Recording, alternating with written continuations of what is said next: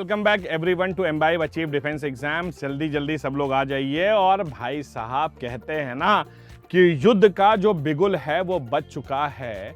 और भाई साहब अब रणभूमि की पूरी तैयारी हो चुकी है। अब कल सुबह जो है 9 बजे युद्ध लड़ा जाएगा।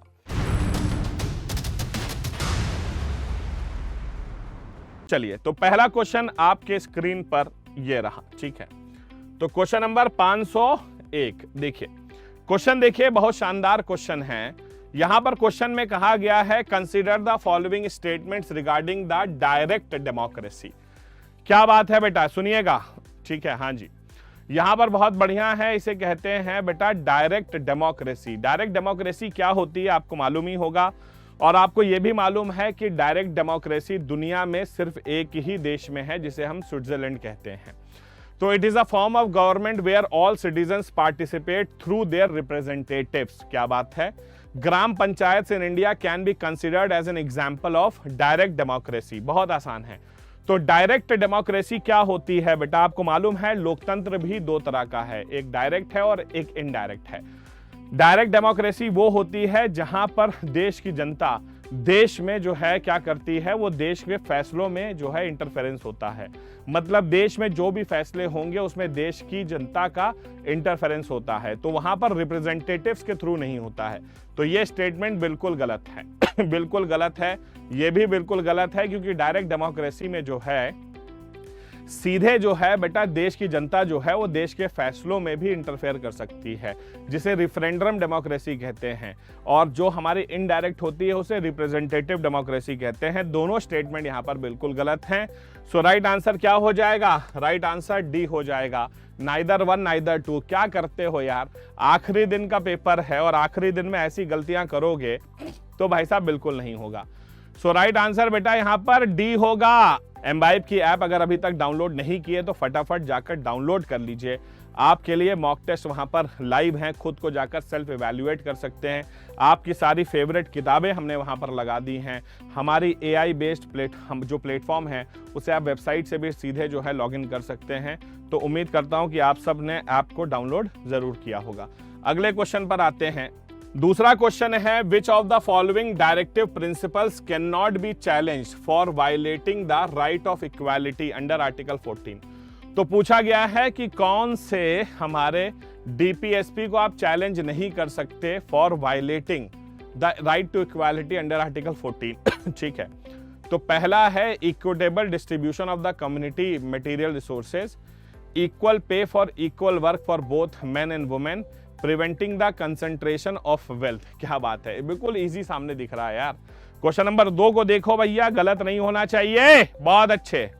तो आप यहां पर देख सकते हैं equitable distribution of the community material resources, equal pay for equal work for both men and women, preventing the concentration of wealth. बिल्कुल सही है। जल्दी जवाब दो। क्वेश्चन नंबर 2 को देखोगे तो जाहिर सी बात है कैन नॉट बी चैलेंज। तो कौन से चैलेंज नहीं किए जा सकते? तो जाहिर सी बात है कि ये चैलेंज नहीं हो सकता और ये चैलेंज नहीं हो सकता। So right answer will be C. 1 and 3 is the right answer. तो सी यहां पर बिल्कुल सही है। 1 and 3 is the right answer. बहुत अच्छे। 502 का राइट आंसर सी है। नेक्स्ट क्वेश्चन है which of the following statement is not correct regarding the 9th schedule of Indian constitution. तो पूछा गया नवी अनुसूची के बारे में कौन सा स्टेटमेंट सही नहीं है। आइए देखते हैं। It was added to the constitution by the first amendment 1951। It was brought in the Indian constitution 18 June 1951 to abolish zamindari system. ठीक है, हाँ जी। The inclusion of any law under the 9th schedule requires an amendment under article 368 by the special majority of the parliament. और चौथा statement यहां पर जो है वो ये कहता है It was brought under the purview of judicial review by the Supreme Court in the Kyoto Holohan case। जल्दी बताइएगा। बहुत बढ़िया। क्वेश्चन नंबर 3 को देखिएगा। हाँ जी, जल्दी बताइएगा। Question number 503। सो पूछा गया है कौन सा करेक्ट नहीं है। नॉट करेक्ट पूछा गया है। तो जुडिशियल रिव्यू, आप जानते हैं कि हमारे 9th शेड्यूल को जुडिशियल रिव्यू के अंतर्गत लाया गया था। ठीक है, लेकिन बेटा ये जो है कियोतो होलोहन केस में नहीं लाया गया था। सो राइट आंसर यहां पर क्या हो जाएगा? क्वेश्चन नंबर 503 का राइट आंसर बच्चों डी हो जाएगा। क्वेश्चन नंबर 503 का right answer will be D. आज मैंने कहा है कि आज पेपर का लेवल टफ है बेटा, इतना इजीली आप नहीं कर पाएंगे आज, ठीक है, क्या बात है। Next, directive principles of state policy in the constitution of India is borrowed from the constitution of which country. आपको मालूम है कि जो directive principles of the state policy हैं, इनका जिक्र भारतीय संविधान के भाग 4 में है, आर्टिकल नंबर 36 से लेकर 51 के बीच है। आपको मालूम है कि डीपीएसपी का कंसेप्ट दुनिया में सबसे पहले कौन से देश में आया था? तो मैं आपको बता दूं कि डीपीएसपी का कंसेप्ट सबसे पहले दुनिया में स्पेन में आया था, स्पेनिश कॉन्स्टिट्यूशन में आया था, ठीक है। और स्पेन से कॉपी किया था उसे आयरलैंड ने, और आयरलैंड से कॉपी किया था हमने। सो डीपीएसपी का जो कंसेप्ट है वो सबसे पहले स्पेनिश कॉन्स्टिट्यूशन में, स्पेनिश कॉन्स्टिट्यूशन के बाद आयरिश कॉन्स्टिट्यूशन में, और आयरिश के बाद भारतीय कॉन्स्टिट्यूशन का हिस्सा बनाया गया। सो राइट आंसर विल बी ए। बहुत अच्छे, शाबाश, शानदार, जबरदस्त, जिंदाबाद। जब तक तोड़ेंगे नहीं, जब तक छोड़ेंगे नहीं। बेटा कहते हैं ना कि मैं रुकेगा नहीं, मैं झुकेगा नहीं, मैं थकेगा नहीं, मैं रुकेगा नहीं। मैं कल एग्जाम में जो है डंडे उखाड़ कर, झंडे गाड़ कर आऊंगा बेटा, याद रखिएगा, ठीक है। हाँ जी, तब है जीवन का असली मजा। नेक्स्ट है, which of the following statement is correct with respect to the fundamental rights under part 3 of the constitution. Part 3 of the constitution में फंडामेंटल राइट्स में कौन सा स्टेटमेंट सही है? The fundamental rights are meant for promoting the ideals of social and economic democracy. They are sacrosanct in nature. Their application to the members of armed force can be abrogated by the president. None of the above. जल्दी बताओ, fast, जल्दी बताओ। बहुत बढ़िया, कौन सा statement यहां पर करेक्ट है? So right answer question number 505 का राइट आंसर क्या होगा? राइट आंसर बेटा, ठीक है, their application to the members of the armed force can be abrogated by the president. बेटा सिर्फ आर्म्ड फोर्सेज में नहीं होता है, पैरामिलिट्री में भी हो सकता है, पुलिस फोर्स में भी हो सकता है, इंटेलिजेंस एजेंसीज में हो सकता है। सो राइट आंसर कौन सा है? कोई भी नहीं है, सारे के सारे गलत हैं, याद रखिएगा।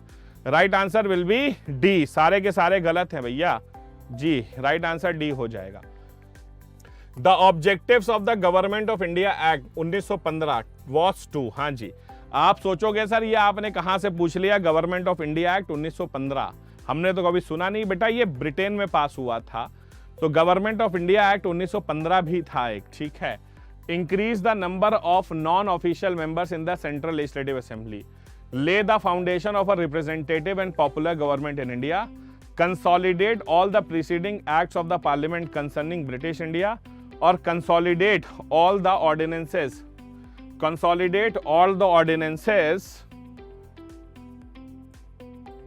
passed by the Governor General of India related to the national security। हाँ जी, जल्दी बताओ। बहुत बढ़िया, अच्छा क्वेश्चन है। यहां पर पूछा गया है the objective of the government of India act 1915 was to, क्या था? हाँ जी, ठीक है, हाँ जी। तो बेटा इसका जो मेन एम था वो ये था कि consolidate all the proceedings acts of the parliament concerning British India. बिल्कुल सही है। तो सारे एक्ट्स जो कि पार्लियामेंट से रिलेटेड थे ब्रिटिश इंडिया के, उन्हें कंसोलिडेट करने का इसको काम दिया गया था। बिल्कुल सही है, right answer will be C. Next, कोई बात नहीं मुकेश काले, आगे बढ़ते हैं। The beginning of the parliamentary system in India can be traced back to which of the following acts? हाँ जी, तो beginning of the parliamentary system in India, तो भारत में जो पार्लियामेंट्री सिस्टम की शुरुआत है उसको कहां से देखा जाता है? तो charter act of 1853, government of India act of 1858, government of India act of 1919 या government of India act of 1935। ठीक है, पार्लियामेंट्री सिस्टम। हाँ जी, जल्दी बताओ। तो हमने जो ये पार्लियामेंट्री सिस्टम की शुरुआत है, हाँ जी, ये कहां से हम देखते आ रहे हैं, इसको कहां से आप ट्रेस कर सकते हैं? फास्ट। तो beginning of the parliamentary system in India can be traced back to which of the following acts? तो पार्लियामेंट्री सिस्टम की जो शुरुआत है भारत में, it can be traced back to the charter act of 1853। So charter act of 1853 is the right answer. बहुत बढ़िया, शाबाश, cool, बहुत अच्छे। Next, consider the following statement regarding the preamble. It was adopted by the Constituent Assembly after the draft constitution had been approved. It was not voted upon by the constituent assembly. पूछा गया है कौन सा statement correct है, जल्दी बताइएगा। 508 को देखिएगा। हाँ जी बेटा, आज थोड़े से यूनिक क्वेश्चन आपको इसलिए दिए हैं ताकि अगर कल को एग्जाम में कुछ बहुत यूनिक आ जाए तो आप उसे गलत ना करें, ठीक है।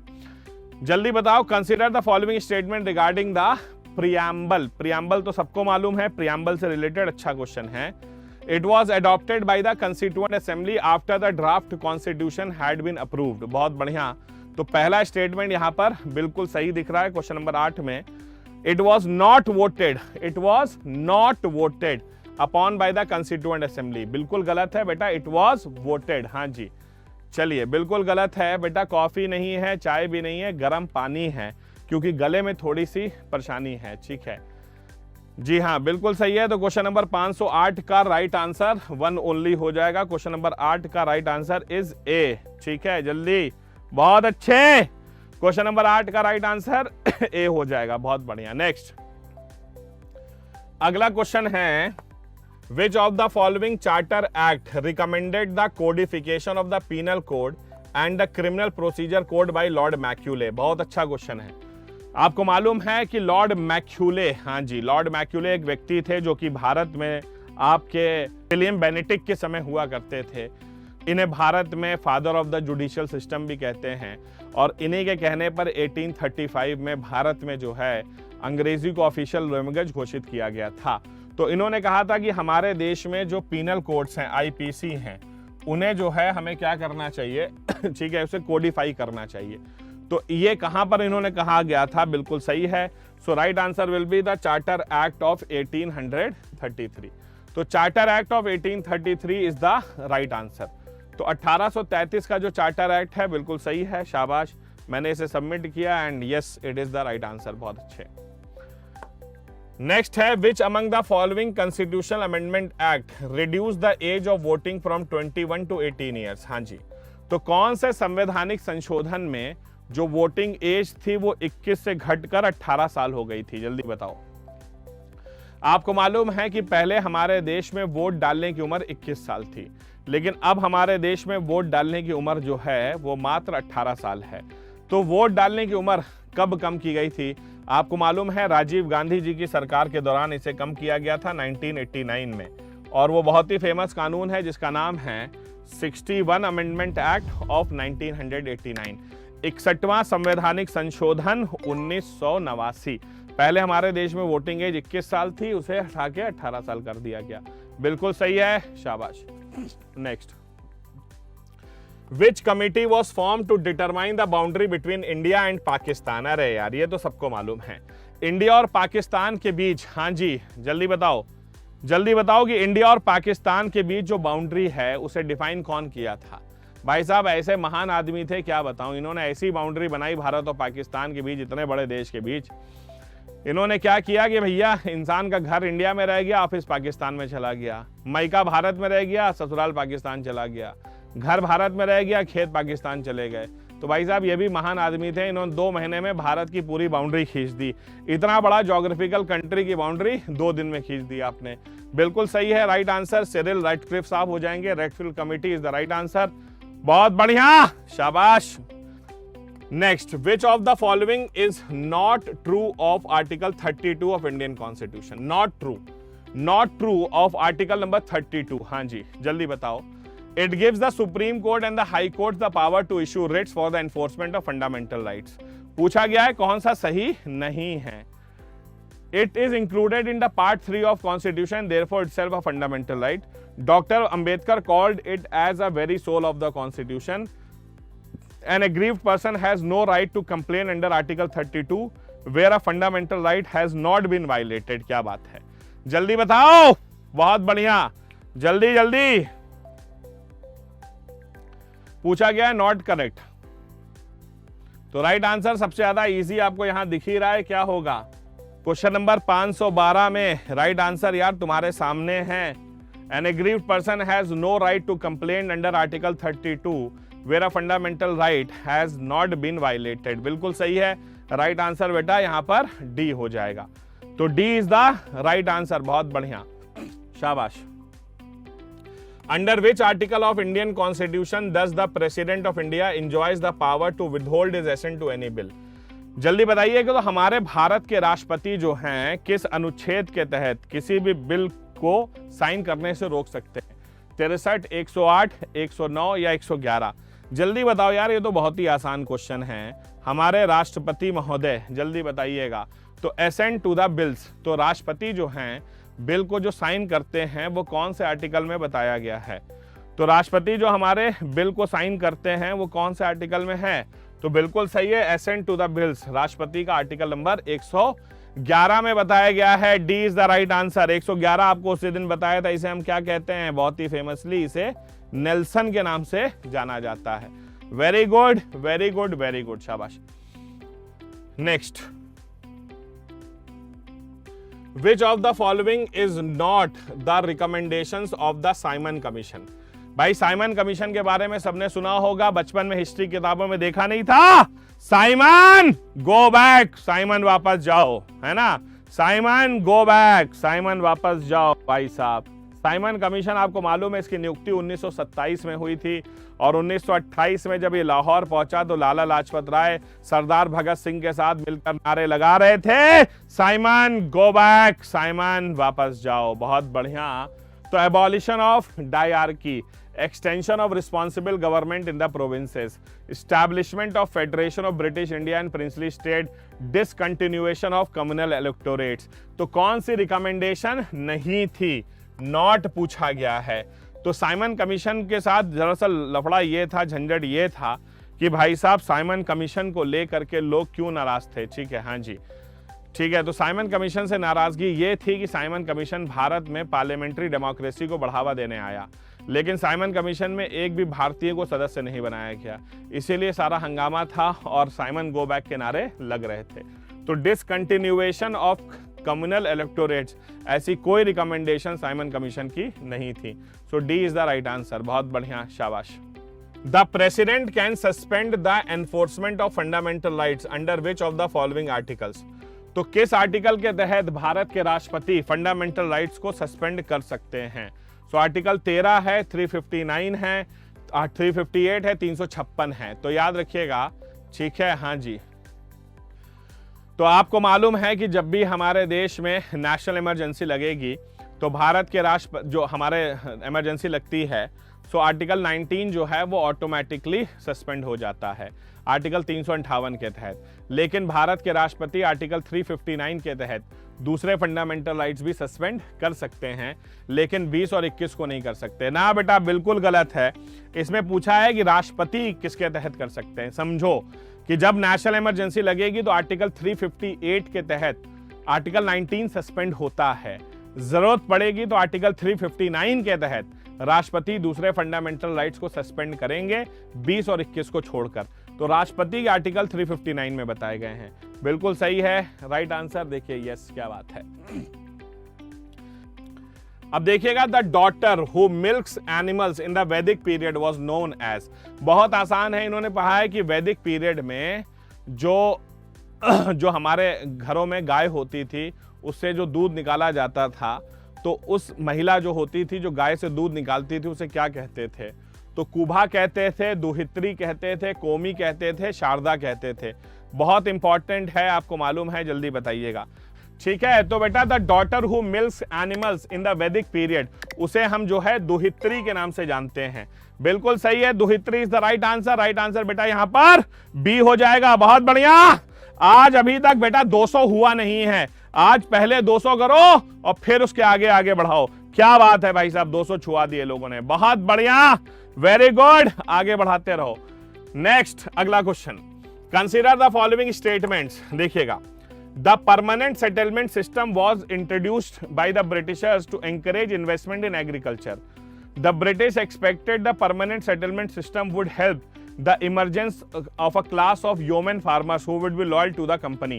भाई आपको मालूम होगा, ये बहुत ही इंपॉर्टेंट है। परमानेंट सेटलमेंट सिस्टम 517 को देखो। परमानेंट सेटलमेंट सिस्टम अंग्रेजों ने 1793 में लॉर्ड कॉर्नवालिस ने बंगाल में शुरू किया था। परमानेंट सेटलमेंट सिस्टम में क्या होता था कि जो जमींदार होता था, जो राजा होता था, वो अपने क्षेत्र का टैक्स वसूलता था। क्षेत्र का टैक्स वसूलने के बाद वो क्या करता था, उस टैक्स को 11 भागों में बांटता था, जिसमें से 10 भाग अंग्रेज रख लेते थे और एक हिस्सा राजा को मेहनताना के तौर पर दे दिया जाता था। तो permanent settlement system Lord Cornwallis लेकर आए थे। उनके पीछे मकसद ये था कि भैया इन्वेस्टमेंट जो है एग्रीकल्चर में बढ़ाया जाए।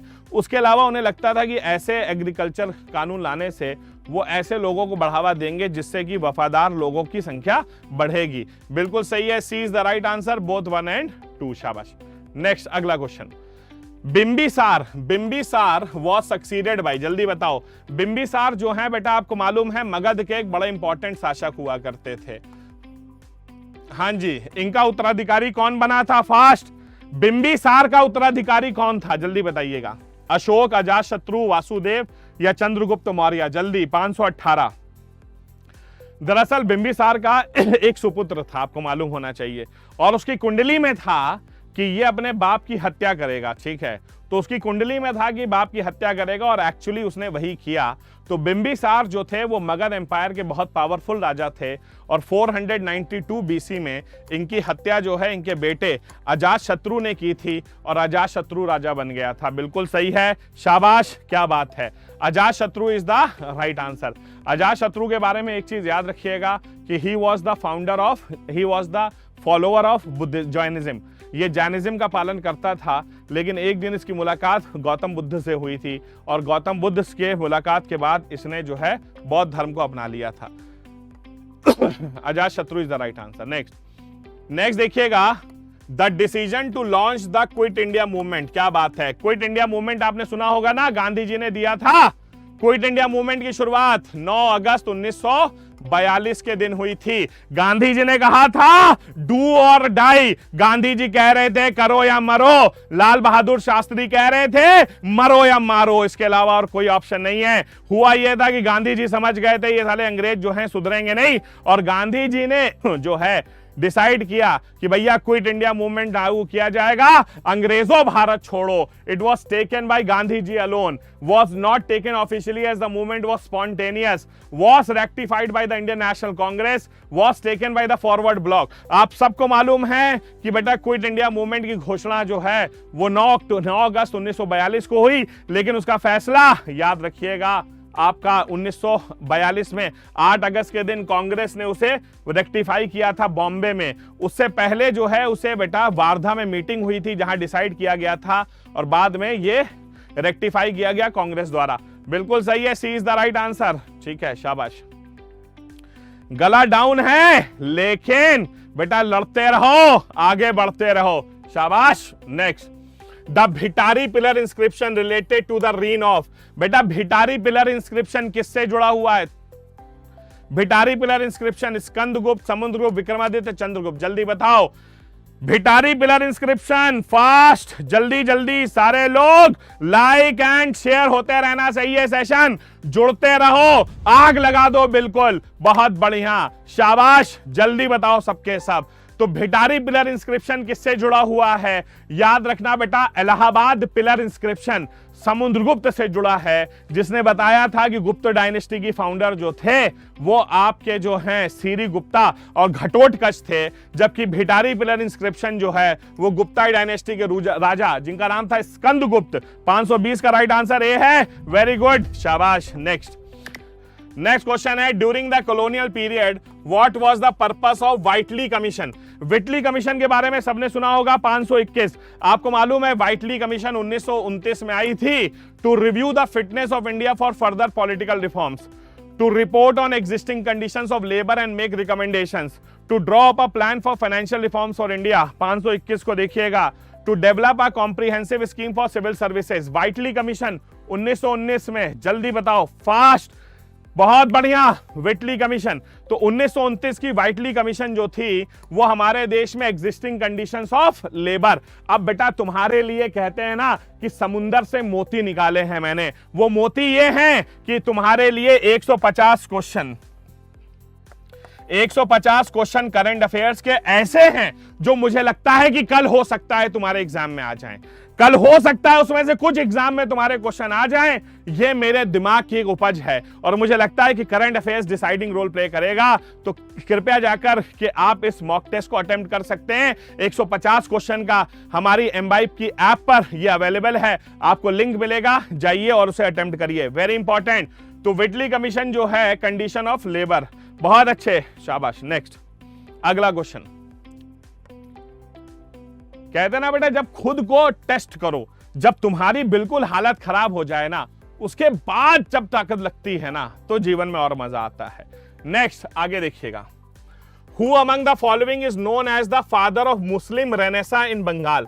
भाई साहब ये देखो, बंगाल में मुस्लिम रेनेसा का फादर किसे कहा जाता है? सर सैयद अहमद खान, अमीर अली, नवाब अब्दुल लतीफ खान, नवाब समीउल्लाह खान। क्या बात है भाई साहब, जल्दी बताओ। बहुत बढ़िया, बहुत बढ़िया, शानदार, जबरदस्त, जिंदाबाद, वेरी गुड। जल्दी बताओ कि मुस्लिम रेनेसा के फादर कौन थे? लाइक और शेयर बहुत शानदार तरीके से बढ़ रहे हैं भाई साहब, बहुत बढ़िया। तो father of Muslim renaissance Bengal में कौन था? तो बंगाल में father of Muslim renaissance was Nawab Abdul Latif Khan. Very good, right answer is C. जल्दी आराम से, बहुत बढ़िया, वेरी गुड। नेक्स्ट क्वेश्चन है, consider the following statement reference to the first Buddhist council. पहला बौद्ध सम्मेलन, it led to the splintering of Buddhism into different schools of thought. The idea was to preserve Buddha's teaching and the rules for disciples. Which of the following statement is are correct? आपको मालूम है गौतम बुद्धा की मौत कब हुई थी? तो गौतम बुद्ध की मौत जो है वो 400, जल्दी बताओ, 483 बीसी में हुई थी। तो यह हुआ कि गौतम बुद्ध के मरने के बाद बौद्ध धर्म का प्रमोशन कैसे होगा, इसके लिए बौद्ध सम्मेलन कराए गए। पहला बौद्ध सम्मेलन 483 बीसी में सप्तापर्णी की गुफाओं में हुआ, जिसे राजा अजातशत्रु ने कराया और उसका मकसद ये था कि जो बुद्धास टीचिंग है और रूल्स हैं उनको प्रिजर्व किया जाए। तो ये स्टेटमेंट बिल्कुल सही है। आपको मालूम है कि बौद्ध धर्म जो है वो 2 भागों में टूटा, जिसमें हिनायान और महायान, लेकिन ये चौथे बौद्ध सम्मेलन में टूटा था जो कि कुंडलवन में हुआ था कश्मीर में, जिसे जो है राजा कनिष्का ने करवाया था। राइट आंसर बेटा 2 ओनली हो जाएगा, बहुत बढ़िया, शाबाश। Next question, Who among the following was the founder of Paris Indian Society?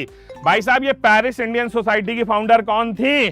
तो एसआर राणा, भीकाजी कामा, तारकनाथ, लाला हरदयाल। भाई साहब बहुत ही फेमस क्वेश्चन है, पेरिस इंडियन सोसाइटी के फाउंडर कौन थे? सो पेरिस इंडियन सोसाइटी के फाउंडर मैं आपको बता दूं एक पारसी महिला हुआ करती थी, पारसी महिला जो कि हमारे, जिनका नाम था मैडम भीकाजी कामा। यही वो मैडम भीकाजी कामा हैं जो कि हमारे the grand old man of India दादा भाई नौरोजी की सेक्रेटरी हुआ करती थी और पहली महिला थी जिन्होंने भारतीय तिरंगे को विदेशों में लहराया था सन 1907 में जर्मनी के स्टुअर्टगार्ड में, याद रखिएगा। तो पेरिस इंडिया सोसाइटी की फाउंडर मैडम भीकाजी कामा, याद रखिएगा। कभी दिल्ली गए होंगे, साउथ दिल्ली में आप जाएंगे, एक जगह होती है भीकाजी कामा पैलेस, वो इन्हीं के नाम पर है। और याद रखिएगा कि मैडम भीकाजी कामा जो थी ये हमारे बहुत ही फेमस व्यक्ति दादा भाई नौरोजी की सेक्रेटरी हुआ करती थी, याद रखिएगा, बहुत बढ़िया।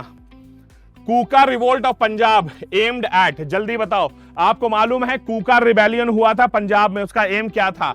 Achieve justice for the martyrs of Punjab in 1857, freeing the gurudwaras from the control of ignorant and corrupt mahants, making Sikh land independent from British control, reforming the Sikh religion by removing all the abuses, superstitions and ill practices। जल्दी बताओ, question number 525, बहुत अच्छा question है, fast. हाँ जी, तो कूका रिवोलियन, हाँ जी कूका revolt, जल्दी बताओ इसका मेन मकसद क्या था? जो कूका रिबेलियन हुआ था पंजाब में, बहुत बढ़िया, सियान सिंह इसके हेड थे। और कूका रिबेलियन का जो मेन मकसद था वो ये था कि जो सिख धर्म में जो एब्यूजेस हैं, सुपरस्टिशंस हैं, इल प्रैक्टिसेस हैं, मतलब ये एक रिफॉर्म मूवमेंट था सिख धर्म का। तो सिख धर्म का एक रिफॉर्म मूवमेंट था, याद रखिएगा कूका रिबेलियन, बहुत बढ़िया। क्वेश्चन नंबर 525 का राइट आंसर डी हो जाएगा। Next, Who was the author of the book 1857 in India, Mutiny और War of Independence? जल्दी बताओ इस किताब के लेखक कौन थे? हाँ जी, कि who was the author of the book 1857 in India, mutiny और war of independence, Maulana Azad, SB Chaudhary, SN Sen या एटी एम्बरी। बेटा याद रखिएगा ये बहुत ही फेमस किताब है, इसके ऑथर कौन थे जल्दी बताइएगा। 1857 इन इंडिया, म्यूटिनी और वॉर ऑफ इंडिपेंडेंस, इस किताब के ऑथर कौन थे? मौलाना आजाद, एसबी चौधरी, एसएन सेन या eighty ambery. Fast fast fast, बहुत बढ़िया। राइट आंसर क्या हो जाएगा?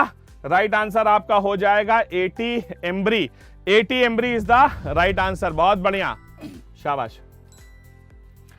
Which of the following is are correct about Wood's dispatch? आपको मालूम है बेटा, Wood's dispatch it emphasized the European learning. It argued that the literature of the East was full of grave errors. जल्दी बताइएगा। बहुत बढ़िया है, 527। भाई आपको यह भी मालूम होना चाहिए कि हमारे भारत में गवर्नर जनरल था जिसका नाम था लॉर्ड डलहौजी, और लॉर्ड डलहौजी ने भारत में पहली बार शिक्षा के कमीशन को बुलाया था 1854 में, जिसका नाम था वुड्स डिस्पैच, जिसके लीडर हुआ करते थे सर चार्ल्स वुड। और इन्होंने क्या कहा था कि इन्होंने कहा था कि भैया यूरोपियन लर्निंग पर एम्फेसिस किया जाए। इनका मानना था कि जो भारत का लिटरेचर है वो जो है वो फुल ऑफ ग्रेव एरर्स है। बिल्कुल सही है, और ये बहुत ही इंपॉर्टेंट है। राइट आंसर सी हो जाएगा, बोथ 1 और 2। याद रखना, एजुकेशन से रिलेटेड भारत में 3 कमीशन आए हैं। 1854 का 3-4 कमीशन सबसे इंपॉर्टेंट है, जिसमें 1854 का सबसे पहले वुड्स डिस्पैच, 1882 का हंटर कमीशन, ठीक है, 1917 का सैडलर कमीशन। ये सब बहुत ही इंपॉर्टेंट है अंग्रेजों का। ठीक है, आगे बढ़ते हैं। Next, Which among the following launched the pledge movement? जल्दी बताओ। तो प्लेज मूवमेंट किसने शुरू किए थे? 528 को देखिएगा, बहुत बढ़िया। The Madras Mahajan Sabha, the British Indian association, Indian social conference या servants of India society. Pledge movement pledge लेते थे ना? हाँ जी, क्या बात है भाई साहब। लाइक और शेयर बहुत ताबड़तोड़ तरीके से बढ़ रहा है। क्या बात है, जल्दी बताओ। प्लेज मूवमेंट किसने शुरू किया था? हाँ जी, pledge movement 528 fast. Pledge movement को किसने शुरू किया गया था? Question number 528। राइट आंसर है Indian social conference. Indian social conference द्वारा प्लेज मूवमेंट शुरू हुआ था। वेरी गुड, शाबाश। Next, 529। The Congress split in 1907 was due to the issue of. जल्दी बताओ भैया, 1907 में सूरत में कांग्रेस 2 भागों में टूटी थी। एक तरफ थे मॉडरेट्स, एक तरफ थे एक्सट्रीमिस्ट, जिसे कहते हैं नरम दल और गरम दल, उदारवादी और उग्रवादी। तो कांग्रेस जो 2 भागों में टूटा था 1907 में, उसके पीछे रीजन क्या था? Increasingly religious tones in the Indian national movement, economic ideology, methodology of struggle against the British, grant of concession to the All India Muslim League। जल्दी बताओ, फास्ट। Question number 529। भाई बिल्कुल सही बात है। मॉडरेट्स का कहना था कि हम शांतिपूर्ण तरीके से जो है लड़ाई लड़ेंगे, जबकि एक्सट्रीमिस्टों का कहना था कि अंग्रेज ऐसे नहीं मानेंगे, इन्हें खदेड़ के बाहर भगाना पड़ेगा। मॉडरेट्स के लीडर हुआ करते थे आपके गोपाल कृष्ण गोखले, और एक्सट्रीमिस्ट के लीडर हुआ करते थे बाल गंगाधर तिलक। तो methodology of struggle against the British was the main reason. शाबाश। The Santhal rebellion started under which of the following? तो Phond Sawant, Birsa Munda, Bir Singh, none of the above. बेटा ये संथल रिबेलियन आपको मालूम है 1855 में हुआ था।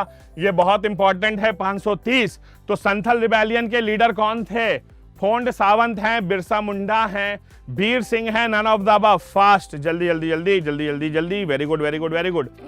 तो पूछा गया है संथल रिबेलियन, तो संथल रिबेलियन के फाउंडर थे बेटा बीर सिंह साहब। तो Bir Singh is the right answer.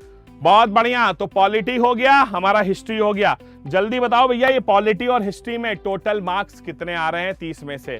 Fast. बेटा ये बिरसा मुंडा तो मुंडा उगलुगन में झारखंड में शामिल थे, ये दूसरा था।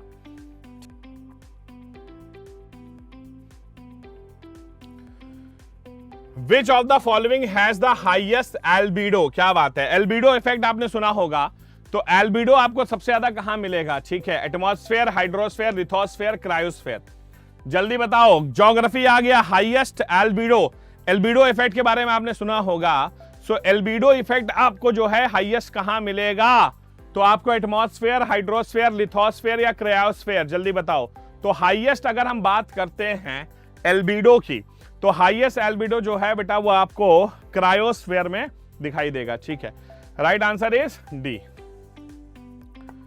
विच of the following would happen during the temperature inversion.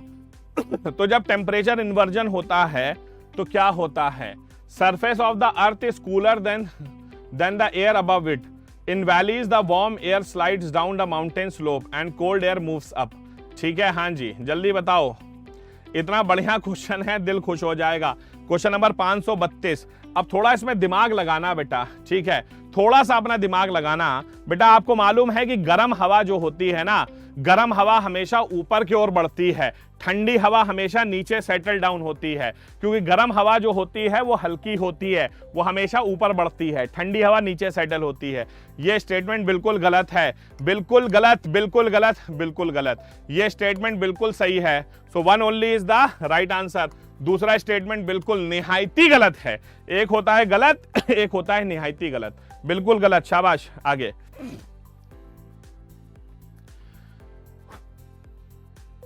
The Barak is an important river of. जल्दी बताओ, बराक रिवर के बारे में सुना होगा। 533। Himachal and Uttarakhand Himalaya, eastern Himalaya, Arunachal Himalaya, Darjeeling and Sikkim Himalaya. Barak river के बारे में आपने सुना होगा। मैंने आप लोगों को ट्रांसपोर्ट सिस्टम ऑफ इंडिया पढ़ाया था, जिसमें मैंने आपको नेशनल वाटरवे नंबर 6 के बारे में पढ़ाया है।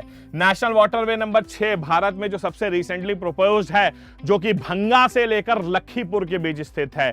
बराक रिवर कहां पर है? कभी आसाम में जाइएगा, वहां पर आपको मिलेगी बराक रिवर, ईस्टर्न हिमालयाज। बिल्कुल सही, बराक रिवर आसाम में, भंगा से लखीपुर के बीच, नेशनल वाटरवे नंबर 6। बहुत बढ़िया, शाबाश, क्या बात है।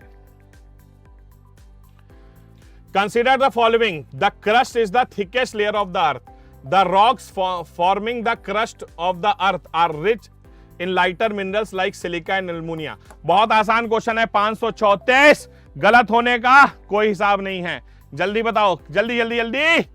बहुत बढ़िया, बहुत बढ़िया, बहुत बढ़िया। Fast fast fast fast fast fast, जल्दी तैयार हो जाओ बेटा। बिल्कुल कहते हैं ना, बिल्कुल तैयार हो जाओ, अब मौका नहीं मिलेगा दोबारा। तो crust is the thickest layer. अरे बेटा, क्रस्ट जो है वो सिर्फ 70 किलोमीटर की है, तो थिकेस्ट लेयर नहीं है। सबसे थिकेस्ट लेयर तो हमारी कोर है। लेकिन दूसरा स्टेटमेंट यहां पर बिल्कुल सही है, बिल्कुल सही, शाबाश, शानदार, जबरदस्त, जिंदाबाद। B is the right answer. Very good. Next question, consider.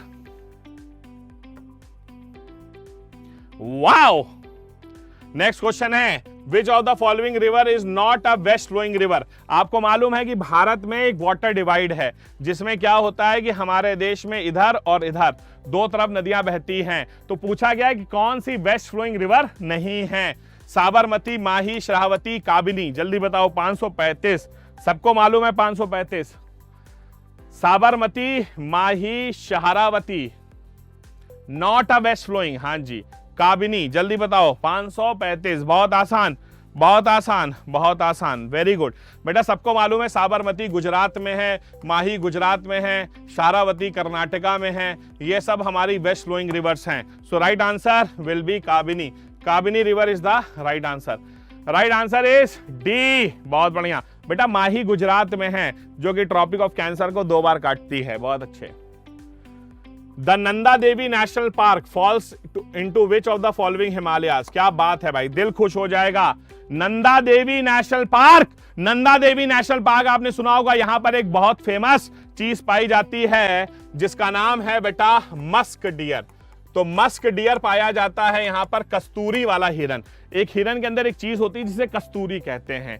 कहते हैं कि बेटा उससे इतनी खुशबू आती है कि घर में अपने रख दो ना बेटा, तो जिंदगी भर रूम फ्रेशनर डालना ना पड़े। वो हिरन के अंदर खुद होती है, उसको यही नहीं मालूम होती है, वो पूरे जंगल में घूमता है। तो मस्क डियर यहां पाया जाता है नंदा देवी नेशनल पार्क में। और ये बेसिकली हमारा जो है यूनेस्को के वर्ल्ड हेरिटेज साइट का भी हिस्सा है। Nanda Devi is a part of Uttarakhand. बहुत बढ़िया। तो 536 का राइट आंसर क्या हो जाएगा? Kumaon Himalaya is the right answer. बहुत बढ़िया, कुमाऊं हिमालय, बहुत अच्छे। Consider the following statement. Alluvial soil is the largest soil group in India. The proportion of the nitrogen is generally low in the alluvial soil. पूछा गया है कौन सा स्टेटमेंट सही है। 537, जल्दी बताए 537 का क्वेश्चन। हाँ जी, तो alluvial soil is the largest soil group in India, the proportion of nitrogen is generally low in alluvial. Fast, जल्दी, बहुत अच्छे। तो यहां पर 537 में पूछा गया है, ठीक है। तो इन्होंने कहा है कि अलूवियल सॉइल आपको मालूम है बेस्ट क्वालिटी सॉइल होती है, और alluvial soil is the largest soil group, ये बिल्कुल सही है। दूसरा है प्रोपोर्शन ऑफ नाइट्रोजन जल्दी यहां पे कम होता है, बिल्कुल सही है, C is the right answer. तो बिल्कुल बोथ 1 और 2 बिल्कुल सही है। 538, देखो यहां पूछा गया है the process through which the gases were outpoured from the interiors of the earth is called. अब आप देख रहे हैं, ये देख रहे हैं ना, ये एक वॉल्केनो से गैसेस बाहर निकल रही हैं, तो इस प्रोसेस को हम क्या कहते हैं? Tail gas treating, adsorption process, cryogenic process या डीगैसिंग, जल्दी बताओ। हाँ जी, the process through which the gases were outpoured from the interiors of the earth, ठीक है। हाँ जी, तो इंटीरियर्स ऑफ द अर्थ से जो गैसेस बाहर निकल रही हैं इन्हें हम क्या कहते हैं? जल्दी बताइएगा। 538 राइट आंसर आपके सामने है। इस प्रोसेस को बेटा हम डिगैसिंग कहा करते हैं। So this process is known by the name of degassing. Degassing is the right answer. बहुत अच्छे, शाबाश शाबाश शाबाश शाबाश, very good. Which of the following earthquakes are generated due to the sliding of rocks along the fault plains? ये देखिएगा, तो कौन सा वॉल्केनो होगा sliding of rocks along a fault? बेटा अब एक फॉल्ट है, वहां पर रॉक स्लाइड हो रहे हैं, तो कौन से टाइप का वॉल्केनो होगा? कोलैप्स, वॉल्केनो कह रहे हैं, अर्थक्वेक। कोलैप्स होगा, एक्सप्लोजन, वॉल्केनिक अर्थक्वेक या टेक्टोनिक? तो 539 जल्दी बताओ। बिल्कुल सही है बेटा, ये स्लाइडिंग है ना, तो दो प्लेट्स यहां पर स्लाइड हो रही हैं, तो जब भैया दो प्लेट्स यहां पर स्लाइड होंगी तो स्लाइड होने से क्या होता है? स्लाइड होने से आपका टेक्टोनिक अर्थक्वेक्स आ जाएंगे। बिल्कुल सही है, शाबाश, इजी। तो टेक्टोनिक अर्थक्वेक की दो प्लेट स्लाइड हो रही हैं एक फॉल्ट के ऊपर, जैसे कि आपका नॉर्थ अमेरिकन प्लेट जो है वो पैसिफिक प्लेट से एक फॉल्ट है जिसका नाम है सेंट एंड्रियास फॉल्ट, जिस फॉल्ट के ऊपर सैन फ्रांसिस्को शहर बसा हुआ है। कहते हैं ना सैन फ्रांसिस्को शहर के लोग जो होते हैं वो बेटा आग के ढेर पर रहते हैं, समझ लो, बारूद के ढेर पर रह रहे हैं। सच बता रहा हूं, 3000 अर्थक्वेक आते हैं एक साल में वहां पर।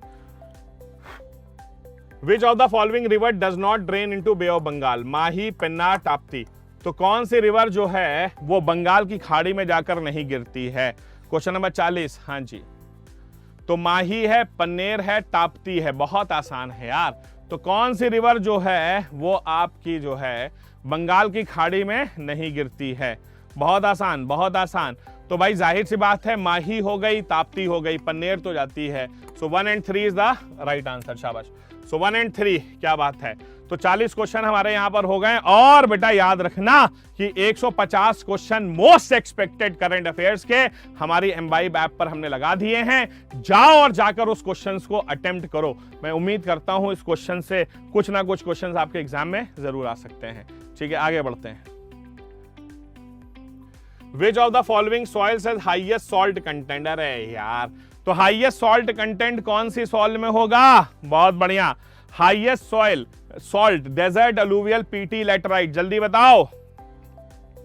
तो हाईएस्ट सॉल्ट कंटेंट, हाँ जी, तो हाईएस्ट जो हमारा सॉल्ट कंटेंट है, जल्दी बताओ, वो डेजर्ट, अलूवियल, पीटी, लैटराइट। हाँ जी, जल्दी जल्दी जल्दी जल्दी जल्दी जल्दी।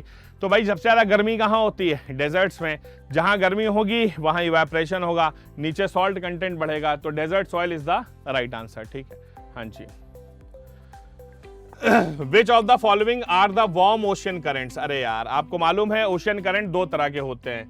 542, ठीक है, Kuroshio and California, North Atlantic drift and Brazil, Canaries and Benguela, west wind drift and Falkland, जल्दी बताओ। तो बेटा आपको मालूम है दो तरह के करंट हैं, वार्म करंट और कोल्ड करंट। ठीक है, तो वार्म करंट जो होते हैं वो इक्वेटर से पोल की तरफ बढ़ते हैं और कोल्ड करंट पोल से इक्वेटर की तरफ आते हैं। तो यहां पर पूछा गया है कि वार्म कौन से हैं, तो बिल्कुल सही है, नॉर्थ अटलांटिक ड्रिफ्ट और ब्राजील करंट। ठीक है, हाँ जी, तो ये आपके वार्म करंट्स के एग्जांपल हैं, बिल्कुल सही है। ठीक है, हाँ जी।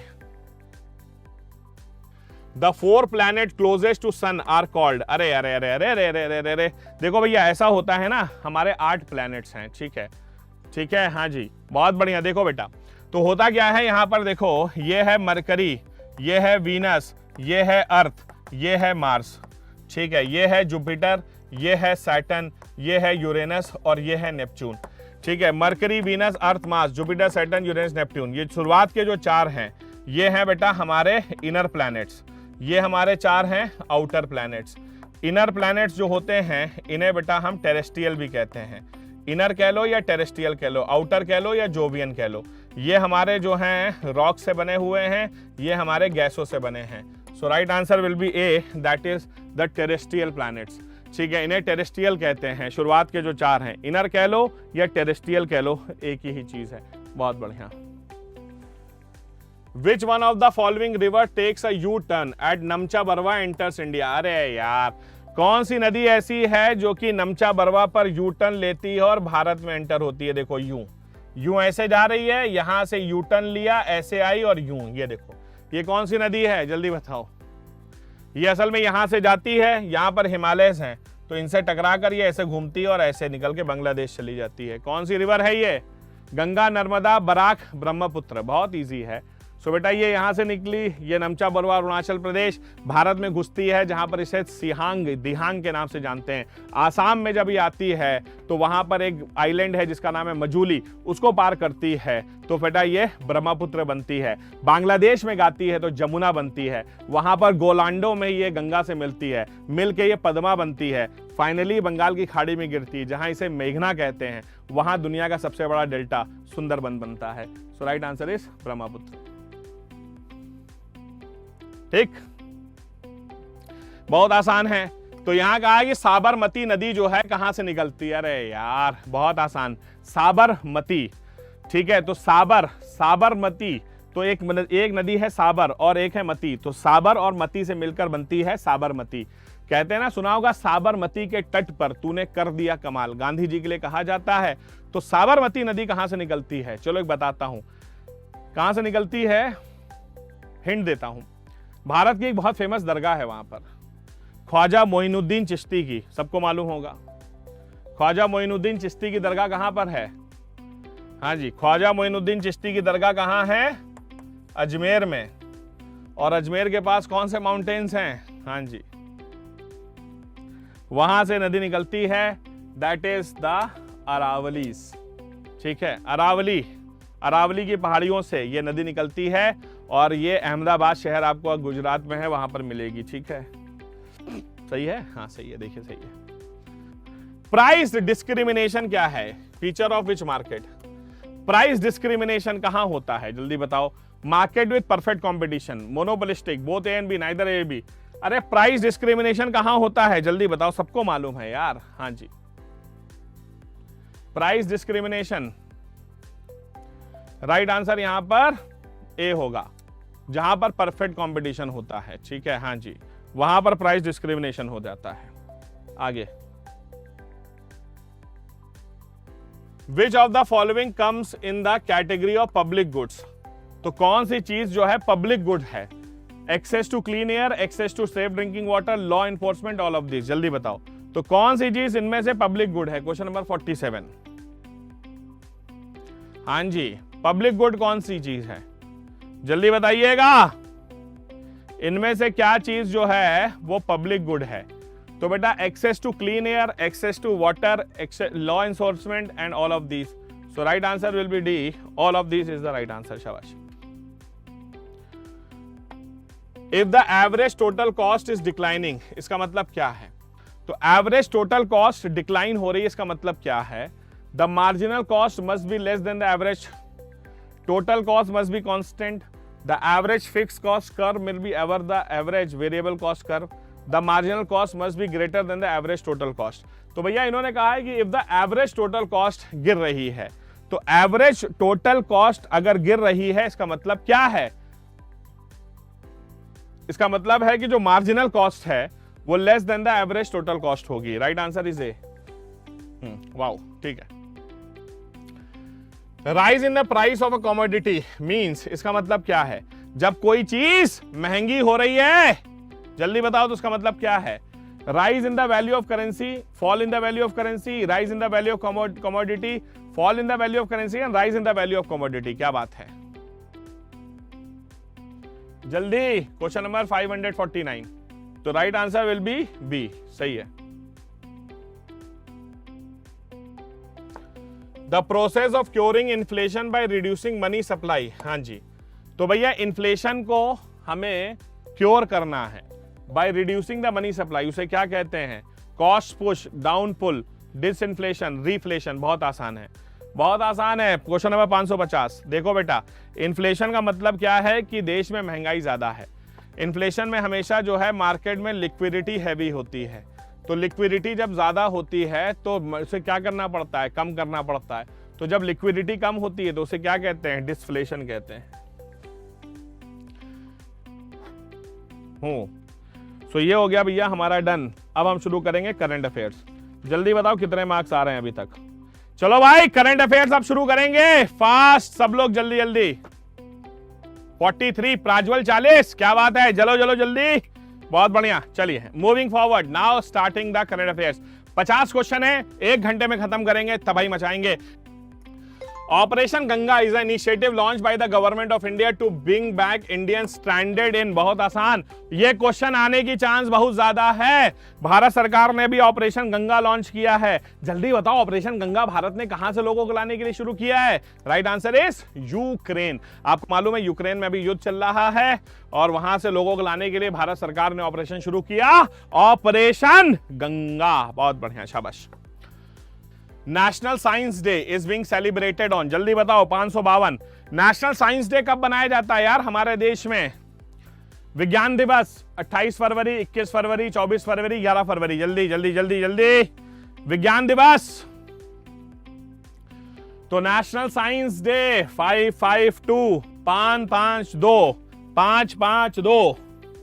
Right answer. आपको मालूम है नेशनल हमारे देश में साइंस डे हमारे द ग्रेट साइंटिस्ट जिनका नाम है सीवी रमन साहब, उनके नाम पर 28 फरवरी। 28 February is the right answer. Who among the following has been appointed as a new chairpersons of SEBI in 2022? तो सेबी का नया चेयरमैन कौन बना है? फास्ट। हाँ जी, रजनीश कुमार, अरुंधति भट्टाचार्य, मधुबी पुरी बुच। हाँ जी, जल्दी बताइए, या दिनेश कुमार खारा। 553, जल्दी जल्दी बताइएगा, fast. SEBI, security exchange board of India, जो हमारे देश में कैपिटल मार्केट का लीडर है। Question number 553, right answer is C, that is Madhabi Puri Buch is the right answer. Right answer C है। शेक आगे। What is INS Visakhapatnam? भाई आईएनएस विशाखापट्टनम सबको मालूम है, जल्दी बताओ। Question number 54, Indian naval ship Visakhapatnam. Nuclear powered aircraft carrier, nuclear powered ice breaker, nuclear powered submarine, indigenously designed and constructed guided missile stealth destroyer. जल्दी बताइएगा। बहुत अच्छे, शाबाश, शानदार, जबरदस्त, जिंदाबाद। आईएनएस विशाखापट्टनम। तो आईएनएस विशाखापट्टनम क्या है? तो INS Visakhapatnam indigenously designed and constructed guided missile stealth destroyer. बहुत बढ़िया, शाबाश। Sagar Parikrama is a programme launch by which of the following union ministry? Sagar Parikrama 555। हाँ जी, सागर परिक्रमा 555, जल्दी बताइएगा। सागर परिक्रमा किसने लॉन्च किया है? Agriculture, ministry of fisheries, ministry of rural, none of the above. जल्दी बताओ Sagar Parikrama. Fast fast fast. Question number 555, Sagar Parikrama. हाँ जी, 555 का राइट आंसर है B, that is ministry of fisheries, animal husbandry and dairying is the right answer. शाबाश, very good. Kharkiv recently seen in the news, located in which of the following country? जल्दी बताओ ये खारकीव कहां है? ये वो शहर है जिसे रशिया ने पूरी तरह से तबाह कर दिया कहते हैं। खारकीव, हाँ जी, ये खारकीव शहर कहां पर है? एक तो कीव आपने सुना होगा, एक है खारकीव। तो खारकीव शहर जिसे रशियन फोर्सेज ने पूरी तरह से ऑलमोस्ट तबाह करके रख दिया है, ये आपका Ukraine is the right answer. Ukraine Which of the following states is governed by the Montreux Convention and International Agreement? Which of the following states is governed by the Montreux Convention and International Agreement? Gibraltar है, बाबल L Mandeb है, Bosphorus and Dardanelles state है, none of the above. हाँ जी, Montreux convention जल्दी बताइए। 557, ये भी काफी news में था, जल्दी बताओ। Which of the following straits is governed by the Montreux convention and international agreement? Right answer is C, that is Bosphorus and Dardanelles strait. हाँ जी, बॉस्फोरस एंड डार्डेनल्स स्टेट। हाँ जी, C is the right answer. Minimum assured return scheme recently seen in news, ये किसका initiative है? Minimum assured return scheme. हाँ जी, minimum है, अश्योर्ड रिटर्न है, तो मिनिमम अश्योर्ड रिटर्न स्कीम ये किसका है? 558। Pension fund regulatory and development authority, HDFC, SEBI, none of the above. जल्दी बताओ। मिनिमम अश्योर्ड रिटर्न स्कीम मतलब कि अगर इतना पैसा लगाओगे तो कम से कम इतना जरूर मिलेगा, तो मिनिमम अश्योर्ड रिटर्न स्कीम 558। 558 इसे निकाला है pension fund regulatory and development authority, PFRDA. हाँ जी, PFRDA is the right answer. Yes. Which of the following country is the second largest arms exporter in the world as per the Stockholm International Peace Research Institute? आप जानते हैं SIPRI के बारे में, Stockholm international peace research institute. हाँ जी, ये जो है बेटा बहुत इंपॉर्टेंट संगठन है और दुनिया भर के देशों पर नजर रखता है कि कितना आर्म्स डील हो रही हैं। जी हाँ, जल्दी बताइएगा। 559। तो सेकंड लार्जेस्ट आर्म एक्सपोर्टर, तो दुनिया में सेकंड लार्जेस्ट आर्म एक्सपोर्टर कौन है? 559। ऑब्वियस सी बात है, दुनिया में सबसे बड़ा आर्म्स एक्सपोर्टर जो है यूएस है, तो सेकंड नंबर पे is Russia. Russia is the right answer. हाँ जी, रूस, Russia is the right answer. शाबाश। With reference to the Roorkee water conclave consider the following. हाँ जी, रुड़की वाटर कॉन्क्लेव 560 को देखो। It is being jointly organized from 2 से 4 मार्च by the Indian Institute of Technology Roorkee and National Institute of Hydrology. This year theme was Water Security for Sustainable Development. जल्दी बताओ, बहुत important है। Roorkee water conclave के बारे में आपने सुना होगा। Roorkee water conclave, fast. Roorkee water conclave, It is being jointly organized from 2 मार्च से 4 मार्च by Indian Institute of Technology Roorkee. This year theme was Water Security for Sustainable Development. Both 1 and 2 is the right answer. 1 and 2 दोनों सही है, बिल्कुल ठीक है। हाँ जी, आप लोगों के लिए 150 क्वेश्चन निकाल के रखे हैं भैया, द मोस्ट एक्सपेक्टेड क्वेश्चन। हाँ जी, आप लोगों के लिए 150 जो है बेटा मोस्ट एक्सपेक्टेड क्वेश्चन निकाल के रखे हैं भाई साहब। जाओ और जाकर उसे देखो, वेरी वेरी वेरी इंपॉर्टेंट तुम्हारे लिए। तो तुम्हारे लिए निकाल के रखे हैं भैया, जाओ और जाकर देखो और समझो उसे, ठीक है। हाँ जी, तो उसके लिए आपको एम्बाइब ऐप पर जाना होगा और वहां पर उसको अटेम्प्ट करना होगा, ठीक है, तब आपको मालूम चलेगा। Who among the following was the contemporary of Samarth Ramdas? हाँ जी, Amjad Ali Khan, Chhatrapati Shivaji Bhosle, Nana Saheb, none of the above. अभी इसको लेकर के आपने देखा होगा महाराष्ट्र में थोड़ा सा जो है कंट्रोवर्सी हो गई थी। सो महाराष्ट्र में थोड़ी सी कंट्रोवर्सी हो गई थी इसको लेकर के, जल्दी बताइएगा। तो अमजद अली शाह, छत्रपति शिवाजी भोसले 1, नाना साहेब पेशवा या नन ऑफ द अबव? जल्दी बताइएगा। कंटेम्परेरी समर्थ रामदास, आपने सुना होगा गुरु रामदास वगैरह, तुकाराम के बारे में। अभी जो आपके गवर्नर साहब हैं, हाँ जी, गवर्नर साहब हमारे जो हैं महाराष्ट्र के, कोश्यारी जी, उन्होंने कुछ बयान दे दिया जिसको लेके बवाला हुआ था। तो छत्रपति शिवाजी भोसले 1, हाँ जी, is the right answer. Which of the following country is not the part of European union और नेटो? तो कौन सा ऐसा देश है जो कि यूरोपियन यूनियन या नेटो का हिस्सा नहीं है? तो टर्की, यूके, फ्रांस, स्विट्जरलैंड। जल्दी बताओ। 562। ठीक है, कौन सा ऐसा देश है जो कि ना तो यूरोपियन यूनियन और ना ही नेटो का हिस्सा है? दरअसल ये देश बेटा जो है युद्ध में कोई पार्टिसिपेशन भी नहीं करता है कभी भी। हाँ जी, क्वेश्चन नंबर 562। 562 का राइट आंसर जो है वो होता है D, Switzerland is the right answer. ये देखिए, Hollongi airport recently seen in news, कहां पर है? होलोंगी एयरपोर्ट आपने रिसेंटली सुना होगा न्यूज में, 563। हाँ जी, सिक्किम, अरुणाचल, नागालैंड, मणिपुर। हाँ जी, हिंट भी दी हुई है तुम्हें सामने। होलोंगी एयरपोर्ट कहां खुला है? जल्दी, क्वेश्चन नंबर 563। 563 जल्दी।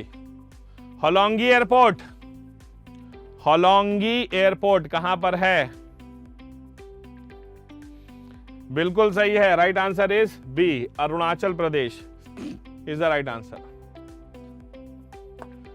स्वदेश Darshan award is an initiative which of the following union ministry? हाँ जी, स्वदेश दर्शन मतलब स्वदेश का दर्शन करो। 564। स्वदेश दर्शन अवार्ड इनिशिएटिव कौन से मिनिस्ट्री का है? Tourism, finance, culture, none of the above.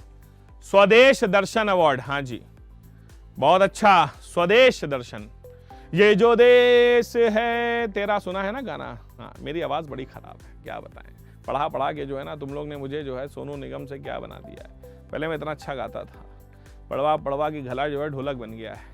ठीक है, वो भी फटा हुआ। ठीक है, चलिए एनीवेज, बहुत बढ़िया। जल्दी बताओ तो स्वदेश दर्शन अवार्ड, तो स्वदेश दर्शन अवार्ड जो है मिनिस्ट्री ऑफ टूरिज्म। बहुत बढ़िया, क्या बात है। द 12th एडिशन ऑफ, ये क्वेश्चन मुझे लगता है कल आपके एग्जाम में आ रहा है। ये क्वेश्चन कल एग्जाम में आ रहा है बेटा। इस बार डिफेंस एक्सपो कहां हुआ है? ये बहुत बड़ी चीज है। आपको मालूम है कि भारत जो है वो डिफेंस मैन्युफैक्चरिंग हब बनना चाहता है। ये हर 2 साल में एक बार होता है। 2020 में लखनऊ में हुआ था। ये इस बार कहां हुआ है? जल्दी बताओ, डेफ एक्सपो इस बार कहां हुआ है? कौन बताएगा? Delhi, Hyderabad, Chennai, Gandhinagar. Fast. Deaf expo 562। कोई बात नहीं। With reference to Kavach consider the following, ये भी बहुत अच्छा है। कवच 566, बहुत अच्छा क्वेश्चन है, देखिएगा। It is an indigenously developed ATP system by research design and standard organisation, RDSO। Kavach आपने सुना होगा रेलवे में। हाँ जी, और it is meant to provide protection by preventing trains to pass the signal at danger red and avoid collision. जी हाँ, कवच के बारे में सुना होगा। ट्रेनों में आजकल ये देखो सबके सब मजे ले रहे हैं। मैं मिला हूं तुम लोग मजे लेने के लिए। कोशिश करने वालों की हार नहीं होती, ये बात तो सही है कोमल। हाँ, मैं कोशिश करूंगा गाने की, हो सकता है सफलता मिल जाए मुझे। पहले मैं रियाज करूंगा कुछ दिन। ठीक है, ऑफिसर तैयार कर रहे थे। ग्रैमी अवार्ड जीतूंगा मैं फिर तो, ये बात तो सही है। ऑस्कर्स, मतलब मुझे लगेगा सर एल्टन जॉन जैसा मैं गाने लगाऊं। ठीक है, ये मतलब छोटे मोटे नाम मत लो सर। हाँ, सर नाम लगना चाहिए, फिर तब मजा आएगा जीवन में। बिल्कुल सही है कवच के बारे में। Both 1 and 2 is the right answer. शाबाश।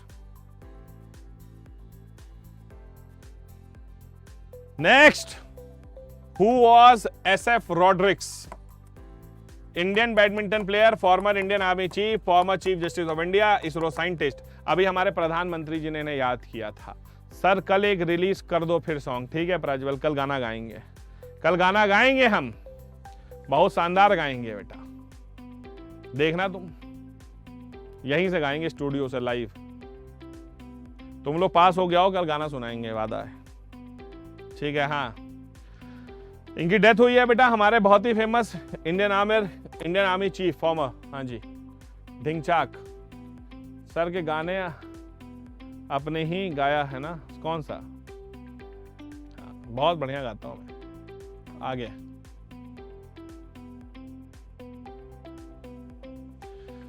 अ team of scientist from the botanical survey of India have discovered a new zingiber species from, ये देखिएगा, Govind wild life sanctuary, Kanyakumari wild life sanctuary, Panna wild life, none of the above. 568 568। तो right answer will be Kanyakumari wild life sanctuary. So Kanyakumari wild life sanctuary is the right answer. ठीक है, ये भाई ये best camp, ये पता नहीं कहां से आ जाते हैं यार। मुला मुठा river project is a project in which of the following state. हाँ जी, मुला मुठा रिवर प्रोजेक्ट, जल्दी बताओ। मुला मुठा रिवर 569, जल्दी। तो ये तमिलनाडु, गुजरात, पंजाब या महाराष्ट्र। हाँ जी, सीवेज ट्रीटमेंट प्लांट्स बनाने का प्लान में है सरकार, महाराष्ट्र में है। हाँ जी। India's first indigenous flying trainer Hansa NG designed and developed by. हाँ जी, भारत का पहला इंडिजिनस फ्लाइंग ट्रेनर जिसका नाम है हंसा एनजी, इसे डिजाइन और डेवलप किसने किया है? क्वेश्चन नंबर 570, जल्दी। तो इसे DRDO, CSIR, national aerospace laboratories Bangalore, ISRO, none of the above. हाँ जी, जल्दी बताओ, fast.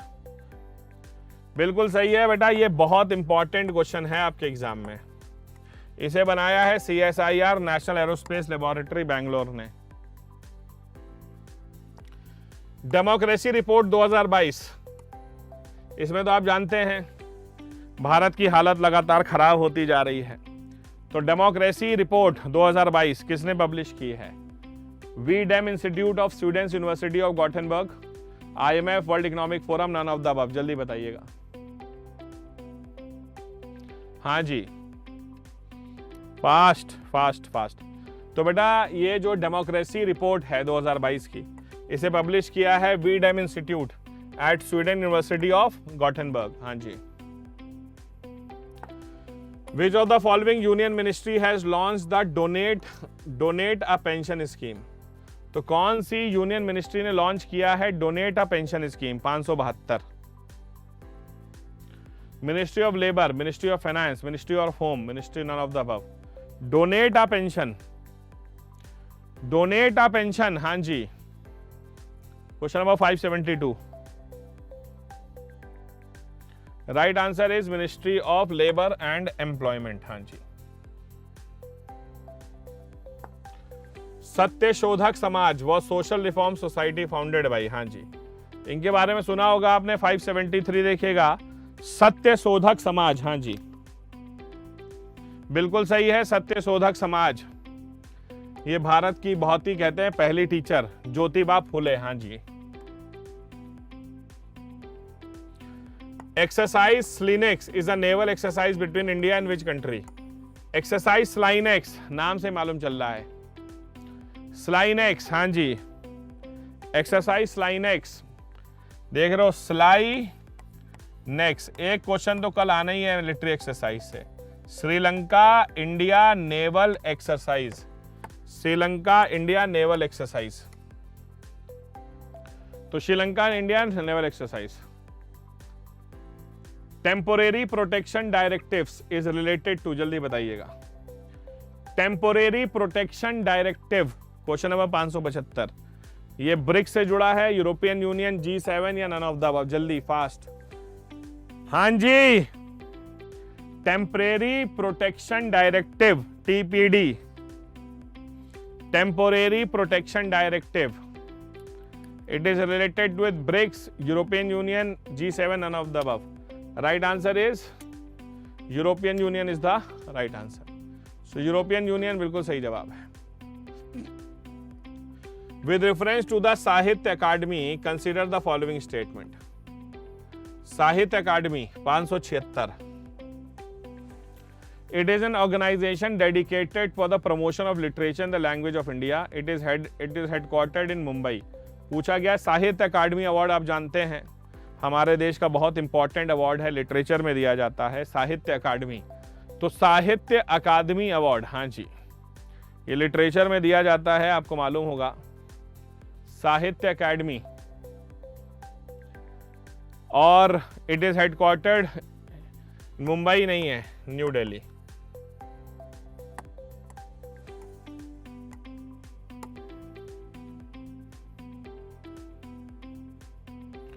Exercise Dharma guardian is an annual exercise between India and, Dharma guardian 2022, 570। 577।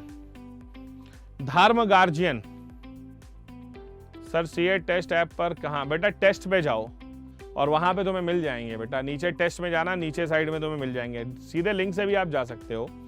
Exercise Dharma guardian 577, ये इंडिया और जापान के बीच होती है। हाँ जी, धर्म guardian.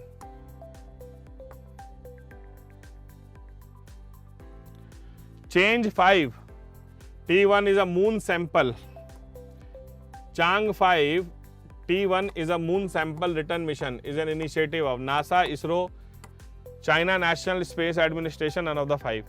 Chang 5, T1 is a moon sample. हाँ जी, एक मून का सैंपल लेके आए हैं। अब आपको मालूम है चांग 1 किसका है?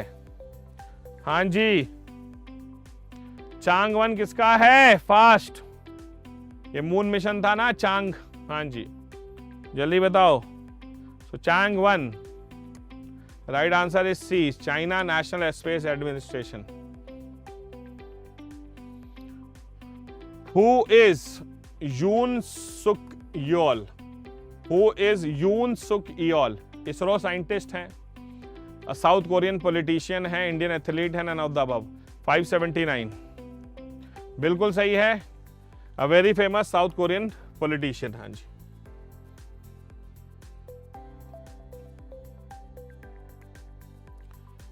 मंगल जोड़ी located which of the following straits is known for its birds conservation? बहुत इंपॉर्टेंट, मंगला जोड़ी। हाँ जी, 580, जल्दी बताओ 580 का question number 580। Orissa, Tamil Nadu, Kerala, Gujarat. Orissa, Tamil Nadu, Kerala, Gujarat.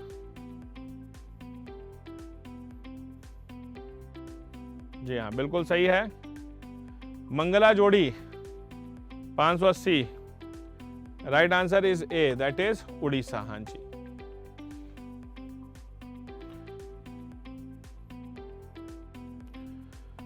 The museum of the future is an exhibition space for innovative and futuristic ideologies, services and products, is located in, जल्दी बताओ। Museum of the future कहां पर है? 581 देखिएगा, म्यूजियम ऑफ फ्यूचर। तो भैया ये जो म्यूजियम ऑफ फ्यूचर है, exhibition space for innovative and futuristic ideologies, कहां पर स्थित है म्यूजियम ऑफ फ्यूचर? 581 बिल्कुल सही है भैया, राइट आंसर इज दुबई। हाँ जी,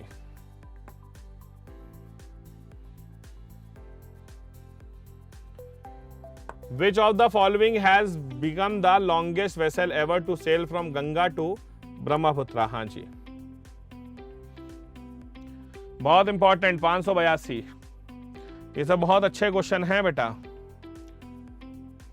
MV Ram Prasad Bismil, INS Arihant, INS Vikrant, none of the above, जल्दी बताओ। Longest vessel ever to sail from Ganga to Brahmaputra, तो गंगा से लेके ब्रह्मपुत्रा तक सेल किए थे। अरे यार जल्दी से, MV राम प्रसाद बिस्मिल। हाँ जी, eat smart cities challenge was launch by which of the following ministry in collaboration with the food safety standard authority of India?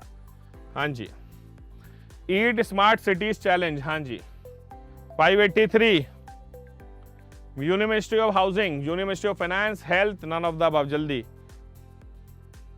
Eat healthy, हाँ जी, eat healthy, eat smart cities challenge, तो इसे launch किसने किया था?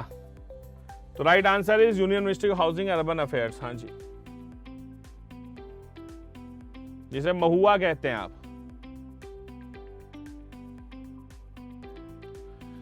Who among the following won the 2022 Pritzker architecture prize? ये बहुत बड़ा अवार्ड है, Pritzker architect prize.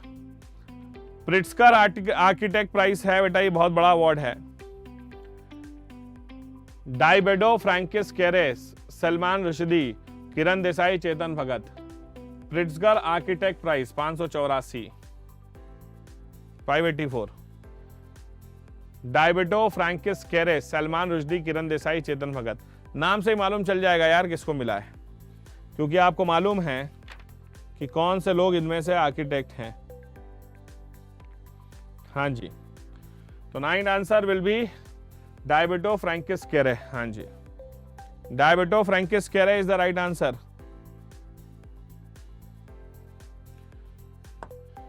Kinjal dagger hypersonic missile belongs to which of the following country. Kinzhal dagger hypersonic missile 585 कौन से देश को बिलोंग करती है? US, Russia, China, India.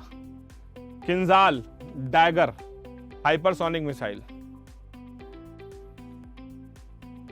किंजाल जिसे हम डैगर कहते हैं, hypersonic missile, belong to Russia.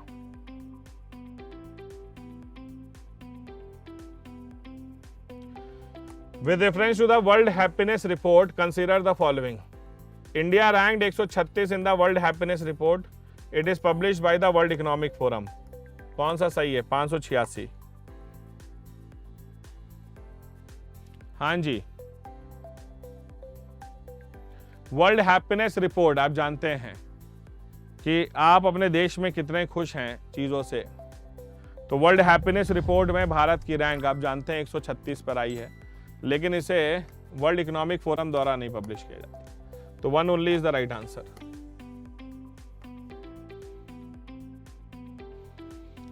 Chechnya is the Republic in which of the following country. Chechnya, आपको मालूम है यहां पर काफी डिस्टर्बेंस रहती है हमेशा से। चेचन्या के बारे में आपने सुना होगा, काफी डिस्टर्बिंग एरिया है। Russia, US, China, South Korea. China, Russia, US, South Korea. Chechnya, right answer is A, Russia. एक जमाने में, हाँ जी, joint military exercise Lamitiye was held between India and. Lamitiye India और किसके बीच हुई है? बहुत important question, 588। Oman, South Africa, Seychelles या जमान? जल्दी, Lamitiye, fast. Joint military exercise जिसका नाम है Lamitiye, held between India and which country? So between India and Seychelles, India और सीशेल्स के बीच। Which of the following is the world's third biggest oil consumer and importer? Third biggest oil consumer and importer 589। Germany, France, India, UK. दुनिया का तीसरा सबसे बड़ा oil consumer भी है और इंपोर्टर भी है। अब आप नाम से समझ रहे हैं, इंपोर्टर भी है और कंज्यूमर भी है, तो कंज्यूमर और इंपोर्टर दोनों है India.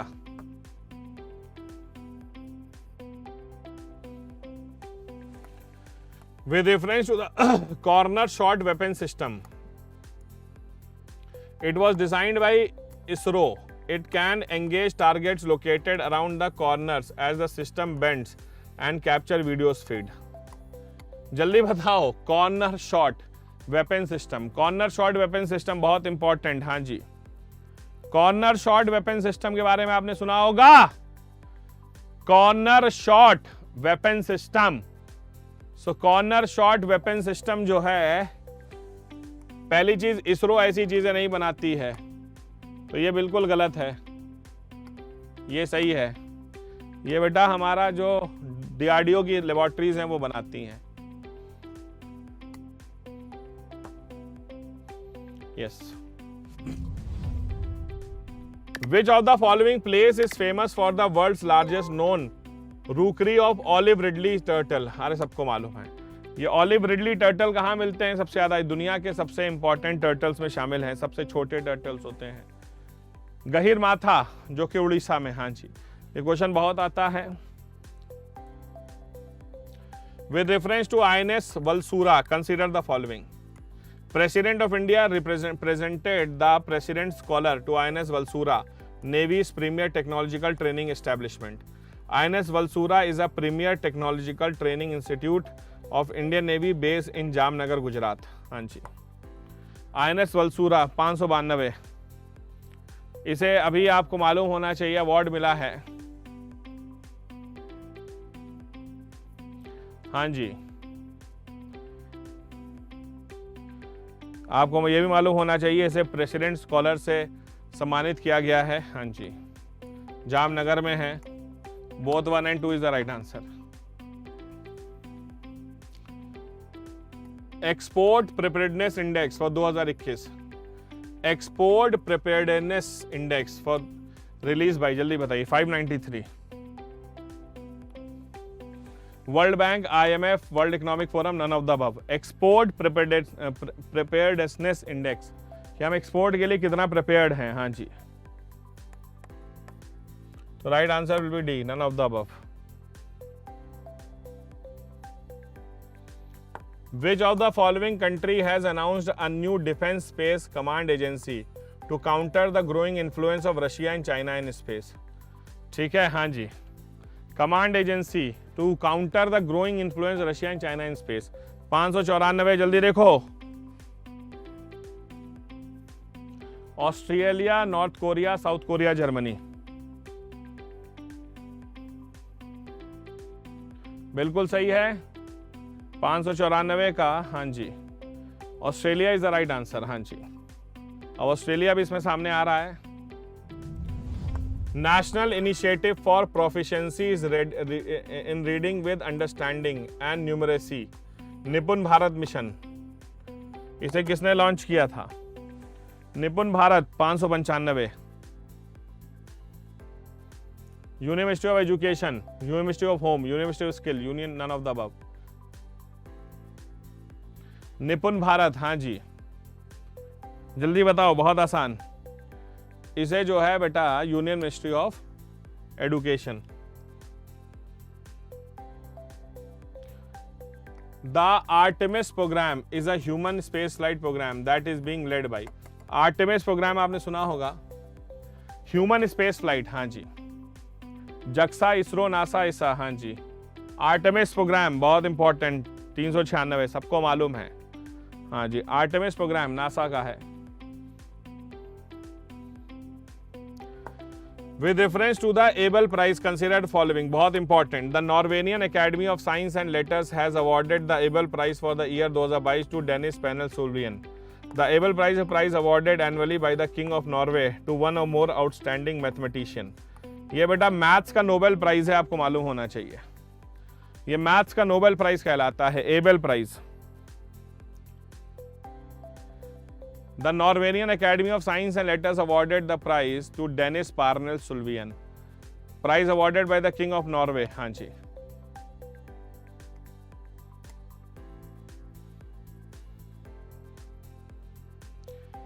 Asia's largest event on civil aviation, Wings India, has kicked off at। हाँ जी, सिविल एविएशन का सबसे बड़ा कार्यक्रम है, बहुत important, 598। Hyderabad, Chennai, Delhi, Mumbai. Wings India civil aviation पर हैदराबाद में। ठीक है, बिल्कुल सही है। World air quality report is published by, very very important. World air quality report कौन पब्लिश करता है? World Bank, World economic Forum, UNEP, none of the above. जल्दी बताओ। वर्ल्ड एयर क्वालिटी रिपोर्ट एक संस्थान है जिसका नाम है IQ एयर, वो करती है। नाइन आंसर डी हो जाएगा, नन ऑफ द अबव। इसे IQ एयर द्वारा किया जाता है। Prime minister Narendra Modi has inaugurated the Biplobi Bharat gallery in which of the following city. Biplobi Bharat कहां पे खोला है? 600। बिप्लोबी भारत नाम से मालूम चल रहा है। Right answer is Kolkata is the right answer. तो भाई ये देखिए, इस तरह से हमने अपना पूरा वादा आपके साथ किया पूरा। Keep imbibing. We believe in you.